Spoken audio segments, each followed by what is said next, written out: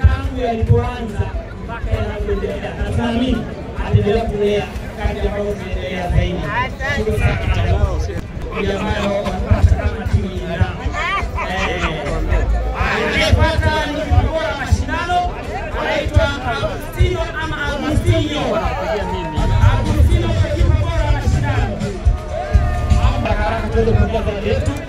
Wewe ndiye bora mashindano ya elimu kutoka mwaka 2025. Endelea kutoka kipigo. Zawadi yako hapa ya mfungaji bora na wewe sawa. Awesteka mkoa. Awesteka mkoa.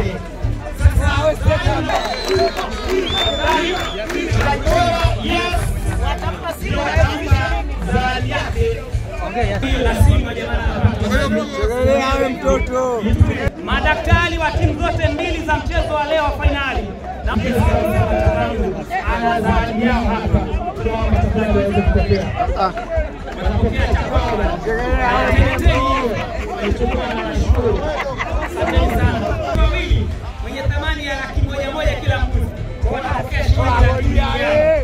Sakalile FC nataka niongezee Sakalile FC hao zawadi yao hiyo ni mbaya. Mshindi wetu wa pili ni timu ya Kipigo FC.